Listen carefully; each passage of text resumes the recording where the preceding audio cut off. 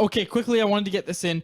Andrei Kuzmenko and the Canucks had a positive meeting. His representation, Dan Milstein, is his agent. Emily Castonguay, Jim Rutherford, and Patrick Alvin, this coming from Rick Dollywall, met with Milstein in Florida to talk extension with Andrei Kuzmenko. Dollywall said that it's a 2 or 8 year deal that they can basically have their pick of. I'm sure the Canucks will contest that. Yeah. All right.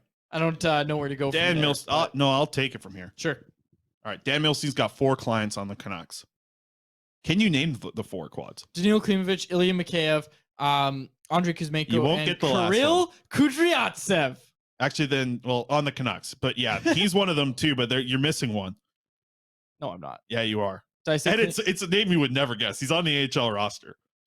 Okay, tell me. It's Wyatt Kalyanik. Is also a Dan Milstein client. Wow, must have had the audiobook. I don't know what happened there. It was a good audiobook. Yeah. But here's the thing. And I know this isn't the popular thing, and people are going to be mad in the chat. People are going to be mad listening to the podcast. You got to trade Andrei Kuzmenko, man. You got to trade Andrei Kuzmenko. The return for him is going to be massive. And I, as Canucks fans, should be labile to the chance of moving this team in the right direction and actually adding these draft picks like you could right now with Kuzmenko. I still think that there is a chance he could be one of these rare, very rare types that, yes, he leaves, but yes, he might come back and sign here. The Canucks will be in the market again for him in free agency if he gets there. And he's already shown that he's very comfortable here in this city. So it'll be interesting to see. Here's the thing, Quads. I don't think Andrei Kuzmenko is going to be a 23.9% shooter through this next contract that he signs, whether it be 2 years or 7 years, like Dollywall's talking about. I think he plays the net front as good as, I don't want to say anyone in the NHL, but in the high echelon of the NHL for those tap-ins, he's definitely there. I don't think he's going to be a 24% shooter on that contract, this next contract that's coming up here. Yep. I don't have anything against Andrei Kuzmenko. I think he's a good player, and I think there's a really good chance.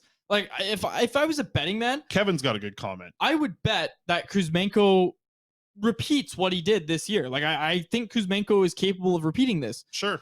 There is no guarantee that will be the case, and this team can't be taking any sort of risks like this. The payoff of signing Andrei Kuzmenko is not worth the risk for the Canucks, is what it basically is what it boils down to for me.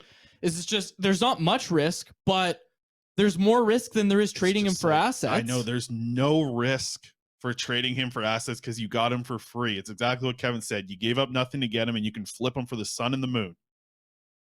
You could get such a good, like, you're getting a first plus, folks. You're getting a first plus for Andrei Kuzmenko. He's making no money. He's scoring a ton of goals. So many teams would be after him. And Commander Vanderberg is a good point. Love Kuzmenko, but I'll love the first round pick more. And again, like, and more. Folks, you don't have to say, okay, well, it's a first round pick. Well, that's not going to help the Canucks for 4 years. We talked about it a lot on yesterday's show. I used the Habs as an example where they traded for Kirby Dach after one disciplined deadline. One disciplined deadline of rebuilding moves, retooling, I don't care. Whatever building sort of moves it was. Future intended moves. And then they moved in, got Dach, and now Dach's got career high in points already this season. Okay,